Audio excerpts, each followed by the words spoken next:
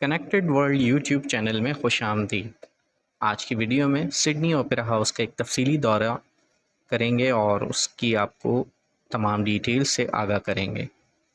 وہ زمین جس پر سڈنی اوپیرا ہاؤس کھڑا ہے، اس کے روایتی سرپرستوں ایورا کی قوم کے گارڈیگل لوگوں کو ٹوبوگول کے نام سے جانا جاتا ہے، جس کا مطلب ہے جہاں علم کا پانی ملتا ہے۔ ایک ندی تازہ پانی کو نیچے لے جاتی ہے جو اپٹ اسٹریٹ سے ٹوبوگو لے کے قریب ہوس تک ہے، جو ایک چٹان ہے جو اونچی لہر میں ایک جزیرہ بن گیا۔ تازہ اور نمکین پانی کی آمیزش نے ایک بہترین ماہی گیری گراؤنڈ بنا لیا۔ لوگوں کے درمیان حصے ٹوبوگولوں کی طویل تاریخ کا ثبوت تھے، جہاں ایک جگہ گارڈیگل جمع ہوا، دعوت دی، گایا، رقص کیا اور کہانیاں سنائیں۔ 1788 میں پہنچنے والے برطانوی نوآبادکاروں اور مجرموں نے اس علاقے کو مویشیوں اور گھوڑوں کو قید کرنے کے لیے استعمال کیا، جو وہ کیپ ٹاؤن سے لائے تھے، اور اس کا نام تبدیل کر کے ٹوبوگول رکھ دیا۔ عمارتوں میں اینٹوں اور پتھروں کو جوڑنے کے لیے چونے کی ضرورت تھی۔ نوآبادیت نے شیل میڈینز کو کچل دیا اور باقیات کو پانی میں ملا کر چونے کا گاڑا بنا لیا۔ اس طرح مویشی پرومونٹری لیمبرنرز پوائنٹ کے نام سے مشہور ہوئی۔ اوپرا ہاؤس یعنی کہ اوپرا گھر کی تاریخ، یہ نہ صرف 20ویں صدی میں بلکہ انسانی تاریخ میں انسانی تخلیقی صلاحیتوں کے ناقابل تردید شاہکاروں میں سے ایک ہے۔ یونیسکو کی عالمی ثقافتی ورثہ کمیٹی 2007 کو ماہر کی تشخیص کی رپورٹ، قدیم اور جدیدیت کے اثرات کو ملاتے ہوئے اور ہزاروں سالوں سے مقامی گارڈیگل لوگوں کے لیے مقدس مقام پر تعمیر کیا گیا۔ سڈنی اوپیرا ہاؤس کی مجسمہ سازی نے اسے 20ویں صدی کی سب سے زیادہ پہچانی جانے والی عمارتوں میں سے ایک بنا دیا، جو الہام اور تخیل کا مترادف ہے۔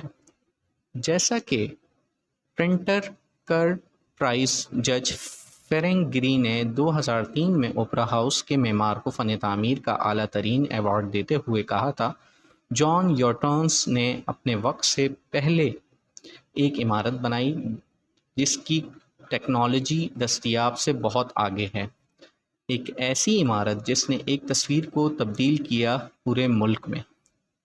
1954 میں نیو ساؤتھ ویلز کے پریمیئر جوزف کاہل کے الفاظ میں ایک بہتر اور ایک روشن خیال کمیونٹی کی تشکیل میں مدد کے لیے بنایا گیا۔ سڈنی اوپیرا ہاؤس دنیا کے بہت سے بڑے فنکاروں اور پرفارمنس کا گھر رہا۔ 1973 میں کھلنے کے بعد مقامی اور بین الاقوامی اہمیت کا حامل رہا۔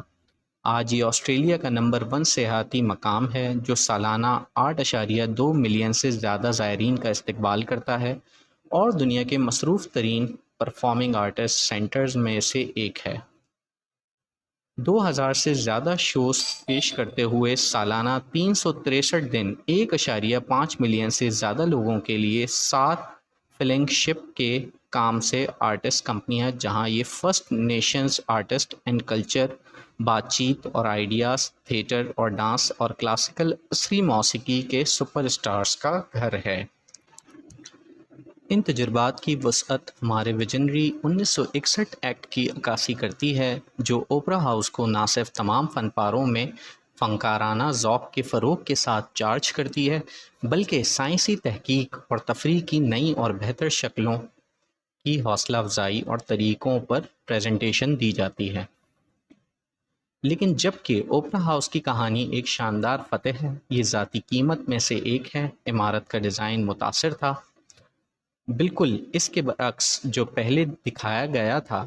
اس کے معمار جوزن اترون پر دباؤ ڈالا گیا، جو تعمیر کے دوران آسٹریلیا سے آدھے راستے پر چلا گیا۔ عمارت کو مکمل دیکھ کر کبھی واپس نہیں آیا۔ بہرحال یوٹونس کا شاہکار اس کے کیریئر کی وضاحت کرے گا اور آسٹریلیا کے امیج کو خود اور دنیا دونوں کے لیے نئے سرے سے بیان کرے گا۔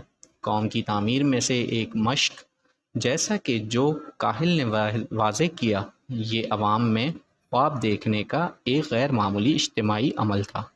آرٹ کا ایک کام جو آرٹ کے کاموں کی کارکردگی کے لیے بنایا گیا اور ان لوگوں کے ذریعے زندہ کیا گیا جو تخیل کی طاقت پر یقین رکھتے ہیں۔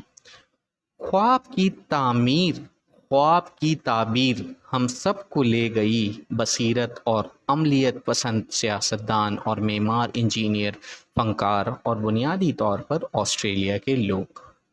آپ لوگوں کا بہت بہت شکریہ۔ ویڈیو پسند آئے تو پلیز چینل کو سبسکرائب، لائک، شیئر ضرور کیجیے گا۔ Thank you.